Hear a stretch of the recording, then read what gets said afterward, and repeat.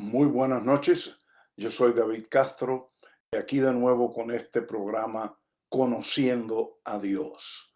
Durante esta semana hemos estado mirando las Escrituras y hemos estado recibiendo más y más entendimiento acerca de lo que significa la propiciación de nuestros pecados.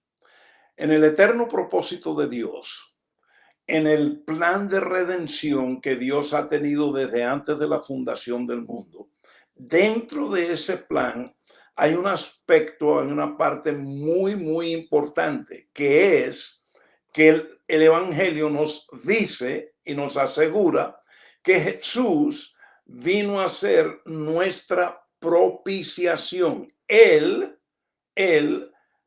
es la ofrenda de propiciación por nuestros pecados y por los pecados de todo el mundo. Eso es lo que la palabra de Dios nos está diciendo. Hemos estado mirando en Primera de Juan, capítulo 2, primeramente el capítulo 2, versículos 1 y 2, donde dice: hijitos míos, os escribo estas cosas para que no pequéis. Y si alguno peca, abogado tenemos para con el Padre, a Jesucristo el justo. Y entonces versículo 2, Él mismo es la propiciación por nuestros pecados, y no solo por los nuestros, sino también por los del mundo entero. Esta palabra propiciación, también hay otra palabra en las Escrituras que es común, que es la palabra expiación. Propiciación y expiación son casi sinónimas, tienen casi el mismo significado. La palabra expiación o remisión de pecado es otra palabra que está en este contexto. Significa que Dios en Cristo Jesús, por esa ofrenda de Él morir en la cruz del Calvario y derramar su sangre, Dios recibe esa ofrenda porque Él la dio porque te amaba a ti y a mí tanto que dio a su Hijo para que fuese propiciación. En otras palabras, el mismo Dios da la ofrenda. Y entonces el mismo Dios, al dar la ofrenda, Él también da el poder de esa ofrenda. ¿Para qué es? Y es para que Jesús, que es la ofrenda, sea nuestra propiciación, y al Jesús ser nuestra propiciación, nuestros pecados son expiados. Hay una expiación de nuestros pecados, hay una remisión, nuestros pecados son quitados, eliminados una vez y para siempre. Ahora, déjame recordarles algo que sucedía en el antiguo pacto, en el Antiguo Testamento. No voy a leer todos los versículos donde enseña, pero te voy a dar un resumen de lo que era una práctica común que se hacía en el Antiguo Testamento por el pueblo de Israel. Moisés fue instruido por Dios en construir un tabernáculo terrenal. Este tabernáculo tenía 3 lugares muy específicos. Tenía el atrio, que era el patio, el atrio. Tenía el lugar santo y tenía el lugar santísimo. Dios le dijo a Moisés: toma madera de acacia y hazme una caja. Y esa caja la vas a cubrir de oro puro. Le vas a poner 4 argollas y 2 palos. Y arriba de la caja vas a poner a 2 querubines que van a estar mirándose uno al otro, y eso lo vas a poner encima de la cajita de oro, y esa cajita, que se llama el arca del pacto de Dios, la vas a poner en el lugar santísimo. Y entonces Dios le dijo: y allí donde están esos 2 querubines, ese va a ser el lugar de la propiciación. Ahí va a suceder la propiciación. Así que Moisés, siguiendo las instrucciones de Dios, construyó el tabernáculo terrenal, construyó el arca del pacto, lo puso en el lugar santísimo. Y entonces Dios le dijo a Moisés: ahora dile al sumo sacerdote que una vez al año, vamos a tener la fiesta, o vamos a tener la ofrenda de expiación. Y una vez al año vamos a matar un macho cabrío, un animal, lo vamos a sacrificar en el altar que está en el atrio del tabernáculo, y entonces el sumo sacerdote va a tomar la sangre derramada de ese animal que se mata y que se ofrece en sacrificio, y esa sangre el sumo sacerdote va a entrar al lugar santísimo y la va a rociar allí entre los dos querubines que se están mirando uno al otro arriba del arca del pacto. Y ahí, en ese lugar de propiciación, allí el sumo sacerdote va a traer la sangre de la ofrenda de la propiciación. Y entonces, una vez al año, el sumo sacerdote hacía exactamente lo que Dios había instruido. Pero había otra parte. Había otro animal que no se sacrificaba. Y este otro animal, cuando el sumo sacerdote rociaba la sangre en el lugar de propiciación sobre el arca del pacto, cuando él hacía eso, entonces los sacerdotes soltaban otro animal que tenían afuera y lo llevaban al desierto y lo soltaban para que el animal se fuese lejos, y el animal se iba al desierto, desaparecía y ahí moría. Y el símbolo, o lo que ese animal que se escapaba, que se iba, era que ese animal era el animal del sacrificio, de la remisión o la expiación de los pecados que fueron perdonados por la ofrenda de propiciación. Y esto se hacía todos los años. Y esto era una sombra, esto era una tipología, esto era un símbolo por el cual Dios estaba enseñando el plan de redención, hasta que vino Jesús, hasta que nació Jesús. Mira lo que dice en Primera de Juan, capítulo 4, versículo 10. Vamos a leer Primera de Juan, capítulo 4, y vamos al versículo 10.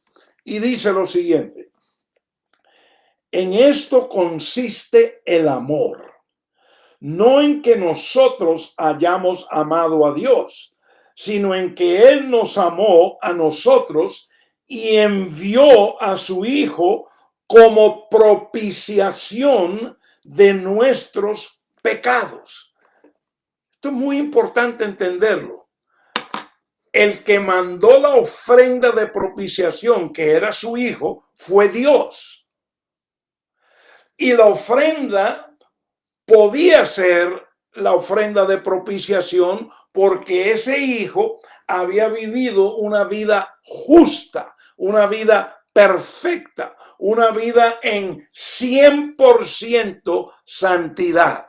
Entonces, Él, por tener esa vida justa, Él entonces cualificaba para hacer esa ofrenda perfecta de propiciación. Y Dios te amó a ti y a mí tanto que Él nos dio a Jesús como ofrenda de propiciación. Y cuando Jesús muere en la cruz del Calvario, tal como el plan de redención, que es parte del eterno propósito de Dios, lo tenía ya preparado, ya estaba desde antes de la fundación del mundo. Entonces, cuando Dios puso los pecados del mundo sobre la ofrenda Jesús, la ofrenda que se hizo propiciación por nosotros, a Él tomar los pecados, Él muere, Él derrama la sangre, y en ese instante hay remisión, hay expiación de todos los pecados de la raza humana, los anteriores, los durante y los de después, en el tiempo de Jesús. Todos los pecados allí, por la ofrenda de propiciación que es Jesús, allí recibieron expiación. Y ahora no había que mandar un macho cabrío, un animal, a que se escapara al desierto. No. El sacrificio de Jesús, el Hijo de Dios, como propiciación, él también era la expiación y la remisión de los pecados del mundo. Mira lo que dice en el libro de Hebreos, y vamos al capítulo 2 de Hebreos, y vamos a leer el versículo 17. Hebreos capítulo 2, versículo 17. Y aquí en Hebreos 2:17 dice lo siguiente: Dios inspira al que está escribiendo esta carta a los hebreos a escribir lo siguiente. No olviden que esta carta está escrita al pueblo que tenía como costumbre una vez al año llevar a cabo lo que te acabo de explicar. El sumo sacerdote hacía un sacrificio, mataban el macho cabrío, lo ponían en el altar, y entonces la sangre la tomaba el sumo sacerdote, entraba al lugar santísimo y la rociaba en el lugar de donde estaba la ofrenda, donde se rociaba la ofrenda de propiciación. A ese pueblo, ahora bajo el nuevo pacto, Dios le está escribiendo a través del que escribe el libro de Hebreos lo siguiente. Y voy al versículo 17, aunque el contexto todo es muy bueno, y dice lo siguiente: por tanto, tenía que ser hecho semejante a sus hermanos. Aquí está hablando de Jesús. Jesús tenía que ser hecho semejante a sus hermanos en todo, a fin de que llegara a ser un misericordioso y fiel sumo sacerdote en las cosas que a Dios atañen, para ser propiciación por los pecados del pueblo. Una vez más, la palabra de Dios afirmando, confirmando, instruyéndonos de que Jesús es la ofrenda de propiciación. No olviden, cuando les di ayer y antes de ayer, la definición de esta palabra propiciación. La definición en el griego original de esta palabra propiciación, y lasmus, que es en el griego, es que es una ofrenda que viene a traer paz y reconciliación donde había habido una división por causa de una ofensa, de un quebrantamiento, un rompimiento, una ofensa. Entonces, propiciación significa una ofrenda que es dada, que trae reconciliación y trae paz a las personas que fue ofendida. Entonces, vamos a dar ahora un resumen. En el eterno propósito de Dios de establecer su reino aquí en la tierra, Dios, por causa de Adán, tiene que implementar, tiene que traer a la tierra lo que ya existía desde antes de la fundación del mundo, que es el plan de redención. Y para que el plan de redención fuese de beneficio a la raza humana, al hombre y a la mujer, Jesús tenía que ser el redentor, el salvador, el libertador y el justificador. ¿Y en cómo iba a ser Jesús todo eso? Bueno, él primero tenía que vivir una vida justa. Por eso la redención está basada en la justicia de Cristo, no en la tuya ni en la mía. Él fue el justo. Y entonces él cualificaba para poder ser la ofrenda en que se iba a sacrificar en la cruz. Entonces, cuando él es crucificado y él muere y derrama su sangre, ahí está la ofrenda. En ese instante, el plan de redención es activado en la ofrenda de la persona de Jesús. Y en ese instante, cuando el plan de redención es activado, también viene lo que se llama la propiciación y lo que se llama expiación o remisión de pecado. En ese instante también Dios, por amor, en ese sacrificio que es Jesús, lo hace a él propiciación por nuestros pecados, para que ahora tú y yo no tenemos que vivir más bajo la condena ni recibir ninguna acusación por los pecados, los anteriores, presentes o futuros. ¿Por qué? Porque hay una ofrenda que ya fue dada por esos pecados de todo el mundo una vez y para siempre.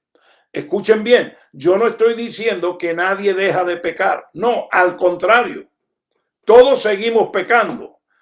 Aunque hemos nacido de nuevo, aunque hemos sido hechos nueva criatura, pero nosotros estamos bajo el nuevo pacto. Nosotros estamos después que la ofrenda de propiciación fue dada y Jesús es esa ofrenda por nuestros pecados. Y por lo tanto, entonces, ahora Dios, Él no recibe acusación de parte del acusador Satanás en contra tuya y mía por cualquier pecado que tengamos. Porque no solamente la ofrenda propiciación ya expió, hubo la expiación de los pecados, pero más que todo, el mismo Jesús, que es esa ofrenda, Él ahora es nuestro abogado. Él ahora es nuestro intercesor. Él muestra sus manos y él dice, no, ya yo fui la ofrenda de propiciación por ese pecado o esos pecados de David Castro o de cualquier otro o de cualquier otra, y ya yo pagué la deuda. Por lo tanto, Dios, tú no puedes recibir ninguna acusación. Ya hubo expiación, ya eso fue quitado. Y lo único que existe es la misericordia, la gracia y el perdón. El perdón. Y entonces, tú y yo caminamos en la seguridad de lo que somos en Cristo Jesús. Vuelvo a decir, el plan de redención es lo que Dios, dentro de su eterno propósito, ha dado en su Hijo Jesús, para que por medio del plan de redención, para que por medio de Jesús ser la ofrenda de propiciación, para que por medio de la expiación y remisión de pecado, tú y yo pudiésemos también ser declarados justificados, pudiésemos ser declarados justos, aunque somos injustos. Pero no somos declarados justos, no somos justificados por nada justo que nosotros hacemos, sino que nuestra justicia nos es dada y somos declarados y somos justificados por los méritos de Jesucristo, por su justicia, que es atribuida a nosotros, es dada a nosotros. Y ahora entonces Dios tiene un hombre y una mujer que por fe ha creído en el Redentor, en el Salvador, en el Mediador, en el que fue ofrenda de propiciación, y por fe ha creído en él y en Cristo, el Rey de Reyes y Señor de Señores. Y ahora esta nueva criatura, este nacido de nuevo, ahora está en una posición para poder llevar a cabo el propósito por el cual Dios te creó. En el eterno propósito de Dios, todo gira alrededor de su eterno propósito. ¿Y cuál es el eterno propósito de Dios? Establecer su reino aquí en la tierra, establecer su gobierno y su autoridad aquí en la tierra, establecer sus leyes espirituales, no la letra, sino las leyes espirituales, los principios espirituales, las verdades espirituales en cada esfera de la sociedad aquí en la tierra. Y para eso, Dios necesita un hombre y una mujer que ha sido redimido, en el cual la ofrenda de propiciación ha tomado efecto en su vida, que ha sido justificado y que ahora tiene su fe y se ha sometido al señorío del Cristo resucitado, Rey de Reyes y Señor de Señores. Ese es el momento donde somos sacados del reino de la tiniebla, trasladados al reino de la luz, para ahora ser ciudadanos, embajadores y ministros de reconciliación de acuerdo al eterno propósito de Dios. Pero entonces comienza una parte muy importante en la vida tuya y en la vida de cada uno que nace de nuevo. Y es, como te he dicho ya muchas veces, que aunque nacemos de nuevo, aunque somos hechos nueva criatura, aunque el Espíritu de Dios mora en nosotros, aunque ahora ya no estamos en la condena de muerte eterna, pero ya tenemos vida eterna, sin embargo, nuestra humanidad está contaminada con maldad, con iniquidad, y el pecado todavía está delante de nosotros. Entonces, por eso, ahora el mismo Redentor, el mismo que fue la propiciación de tus pecados, el mismo que te justificó, el mismo que es el mediador del nuevo pacto, ahora es tu Salvador. Y ahora empieza el proceso de Cristo como Rey y Señor, ser tu diario Salvador. Salvador. La palabra salvación y la palabra Salvador en el contexto de salvación en la Biblia, en el griego y también en el hebreo, significa ser hecho libre, libertad, libertador. Entonces, Jesucristo como Rey y como Señor, Él ahora es tu Salvador para liberarte de los espíritus, liberarte de esa condición y de las consecuencias y de todo lo que el pecado y la iniquidad trae a tu vida. ¿Y qué pasa? Que cada día Cristo y nosotros sometidos a su señorío está siendo nuestro Salvador. Cada día, cada día.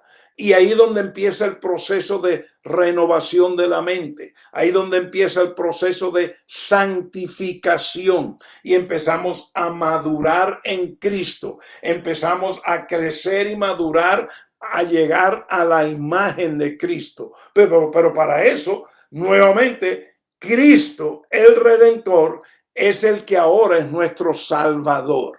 Y nuestra salvación no es por nuestros actos justos. Nuestra salvación no es por obras que nosotros hacemos. No nos ganamos la diaria salvación por algo que hacemos. No.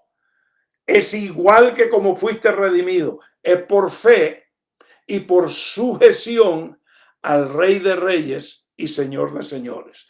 La próxima semana, el lunes, a las 7:30 hora central de Estados Unidos, vamos a comenzar el estudio sobre el plan de salvación. La semana que viene. Y vamos a estar ahí quizás una semana y media o dos en el plan de salvación. Vamos a disminuirlo en las escrituras para poder recibir el entendimiento del eterno propósito de Dios con el plan de salvación bajo el Rey de Reyes y Señor de Señores. Hasta entonces, son bendecidos con toda riqueza espiritual en Cristo Jesús y que tengan un fin de semana lleno de gozo y de paz. Y nos vemos el lunes, 7:30 hora central. No olviden nuestro canal YouTube, Pastor David Castro. Suscríbanse y compártanlo con otros. Hasta luego.